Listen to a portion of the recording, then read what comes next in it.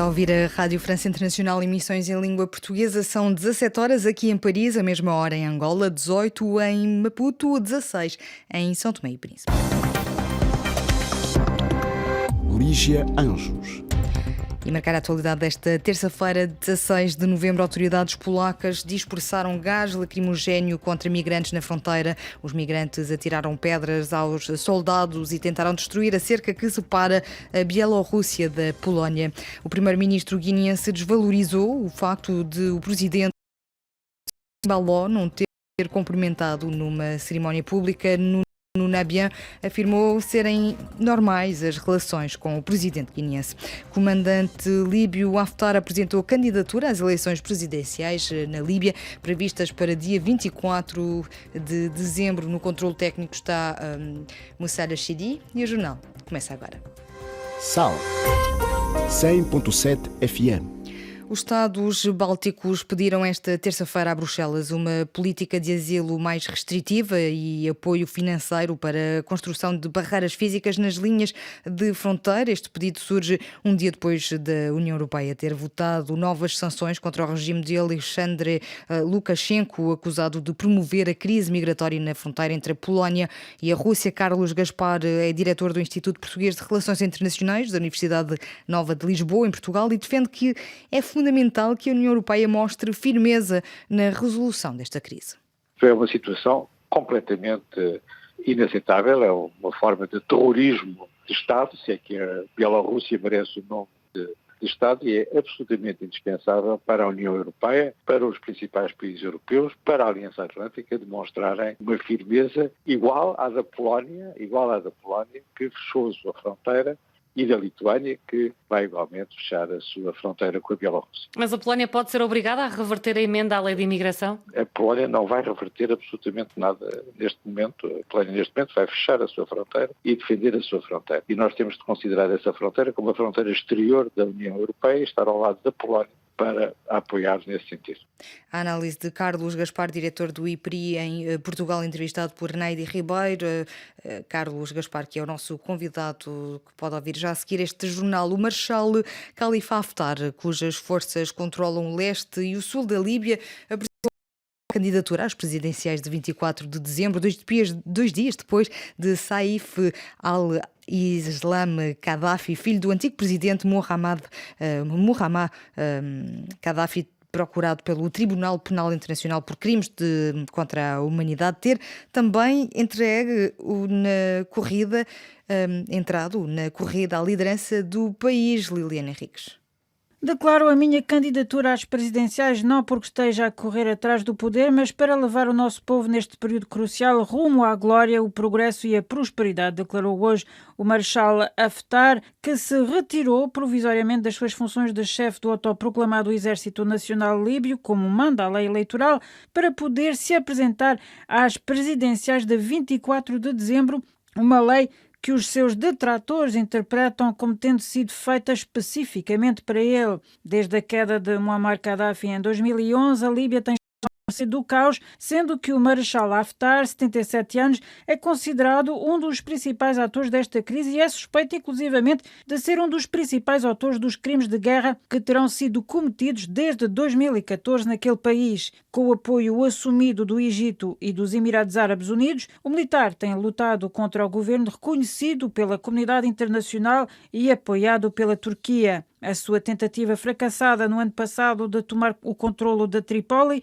desembocou na instalação de um governo de transição cujo roteiro é a preparação das eleições de 24 de dezembro, eleições cuja viabilização foi abordada em cimeira no passado fim de semana aqui em Paris. Apesar da comunidade internacional encarar possíveis sanções contra quem tente perturbar o processo, não houve garantias quanto à saída do país dos numerosos exércitos e mercenários estrangeiros que têm participado no conflito dos dois lados das barricadas. Os Estados Unidos condenaram ontem com veemência o disparo de um míssil anti-satélite feito pela Rússia que deu origem a milhares de destroços que estão a ameaçar os astronautas na Estação Espacial Internacional. Gabon.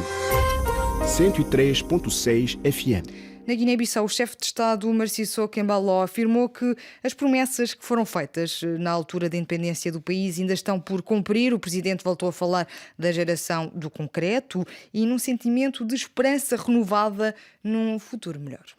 Muitas das promessas da independência que acompanharam a minha geração ficaram por concretizar. Limitadas oportunidades de formação, desemprego persistente, a dura experiência de frustração, pobreza, marcaram muito a minha geração.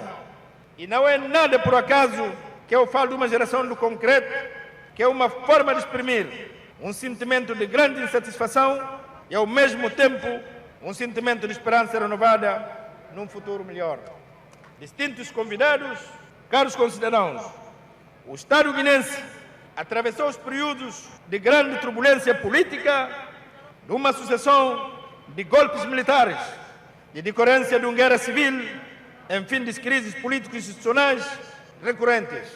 Praticamente, perdemos perto de metade dos 48 anos da independência, com a Guiné-Bissau mergulhada em crises políticas de natureza diversa. Todas essas crises provocaram impacto negativo nas instituições políticas e na vida econômica e social do nosso país. Uma parte da alocução do presidente guineense, ouvido pelo nosso correspondente em Bissau, Moussa Baldé, nas celebrações do 56º aniversário da criação das Forças Armadas e as festividades do 48º aniversário da independência do país, que ficaram marcadas pelo desentendimento entre o presidente e o primeiro-ministro numa celebração no estádio 24 de setembro. O presidente ignorou por completo a figura do primeiro-ministro, que por sua vez desvalorizou este incidente. O Ministério dos Recursos Minerais e Energias em Moçambique está preocupado com o contrabando de pedras e metais de grande valor comercial.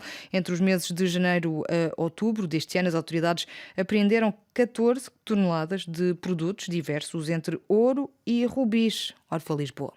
O aumento do tráfico ilegal de pedras preciosas está a preocupar as autoridades ligadas ao setor em Moçambique. Fernando Maquele, diretor dos Serviços de Controlo Interno no Ministério dos Recursos Minerais e Energia de Moçambique, enumera as quantidades de importantes recursos minerais contrabandeados nos primeiros 10 meses deste ano. Foram apreendidas 14 toneladas de minerais diversos, entre ouros, rubins, e tatalite, granada, entre outros minerais, tanto nas províncias, naturalmente, de maior intensidade mineira, como é o caso da própria província de Cabo Delgado, Nampula, Zambeze, Manica, são as províncias com maior intensidade mineira, tanto no âmbito de garimpo. Esta preocupação foi manifestada em Nampula, norte de Moçambique, durante o encontro que visa, dentre outros objetivos, discutir formas e caminhos para o combate à expansão das redes criminosas ligadas ao tráfico ilegal de pedras preciosas e discutir a legislação na área dos recursos minerais e energia. De Maputo, para a RFI, Orfeu, Lisboa. Em Moçambique ainda a ONG pede um tribunal especial para julgar crimes em Cabo Delgado, como afirma Sousa Shell, diretor executivo desta ONG. Temos uma situação recente, que foi recentemente reportada, de 30 militares que estão em custódia. E qual é a jurisdição para a custódia desses militares? Porque se diz que, alegadamente, saquearam bancos. Sim, mas eles não saquearam bancos numa situação normal. Saquearam bancos num contexto de conflito, um contexto de guerra. Então são estas coisas que nós instamos o governo para a sua reposição com vista à salvaguarda dos direitos humanos, do direito humanitário internacional, criando com urgência um tribunal especial para Cabo Delgado. A ilegalidade da intervenção das Forças Armadas no Teatro Operacional Norte é o que nos preocupa e, neste contexto, recomendamos vivamente o governo moçambicano a repor a legalidade, sob o ponto de vista democrático, respeitando as instituições, nomeadamente o Conselho de Estado, o Conselho Nacional de Defesa e Segurança e a Assembleia da República, acionar o artigo 222 da Constituição da República, porque este artigo só pode ser acionado num contexto de declaração de guerra. É por isso que até o momento não é possível, tecnicamente e juridicamente, acionar este artigo por causa desta situação.